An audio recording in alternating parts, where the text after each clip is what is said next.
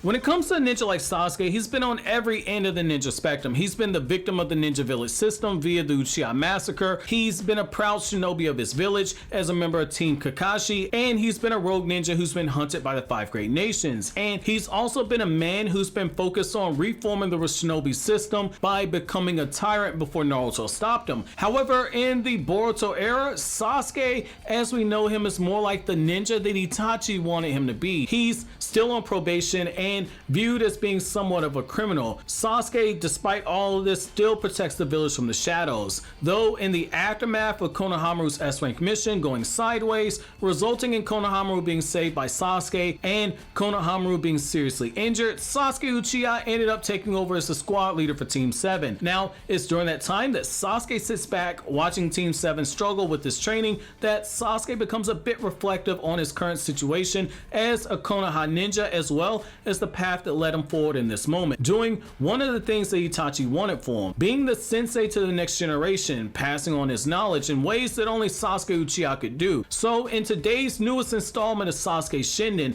we're going to be going over Sasuke's private moments and desires that were brought up during the training of Team 7. Now, the information is given to us in the Naruto light novel Sasuke Shinden, the Teacher's Star Pupil, which I'll leave a link to in the description box for those of you guys who want to read the novel and help support the channel in the process. And I'll also leave a playlist in the end credits so you guys can experience the book on YouTube as well. Now, it's in this scene that we get layers pulled back on Sasuke, who watches Team 7 struggle with the first step of learning a very powerful lightning release jutsu that Sasuke showed them. The jutsu is called the Lorentz gun, a jutsu so powerful that with a single kunai being launched via the jutsu, Sasuke was able to casually reduce a cliff on the other side of the forest to absolute rubble with this jutsu. Moments like this one that I'm about to share to you guys really give a different side of Sasuke Uchiha, and it really makes you appreciate the character growth a lot more, especially when you consider that Sasuke, if he had actually killed Naruto at the Valley of the End, which I've covered in a whole video scenario in a what if you guys are interested, things would end up in a much darker way.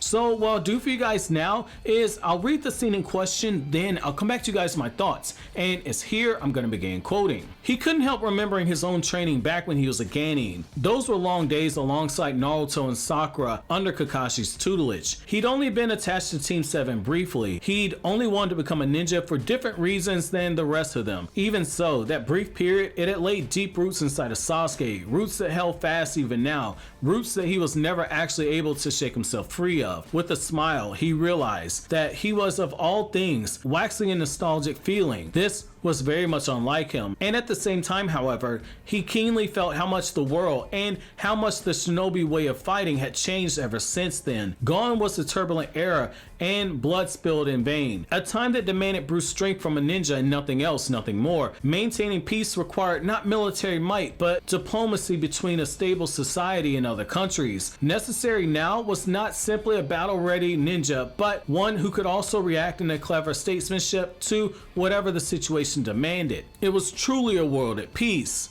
End quote. Now, what I personally love here is the fact that in a very subtle way, Sasuke realizes now that he's in the same position that Kakashi was in. He's training the 3 students who have immense potential, and much like Kakashi, Sasuke wasn't holding back in the training that he was giving them. However, he also reflects on how different this new era is, pointing out without directly saying that his line of thinking 16 years ago in the timeline wasn't the correct line of thinking. Military might alone won't make a nation prosper.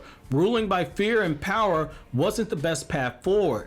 It was just as Naruto told him. Light needed to be the seeds that were planted to grow. Before him were 3 young shinobi in the early process of attempting to maximize their near limitless potential. One was the son of his former sensei Orochimaru. One was his very own daughter with Sakura. And the final one was the firstborn son of the man who forced Sasuke to see that light is needed in this world that is cloaked by shadows. Though Sasuke realized that shinobi power isn't the only thing that this new world needs, which relies more on the relationships that are fostered between nations and the growth of the people that the ninja themselves actually protect, Sasuke still clings on to the old ways to a certain extent. It's because he protects the village from the shadows that he knows there are more threats out there, and the very same intangibles that were taught to him by Itachi and Kakashi and even Orochimaru needed to be passed down to this new generation. And so that's part of Sasuke's dream, which is to prepare this next generation to rise to the challenge.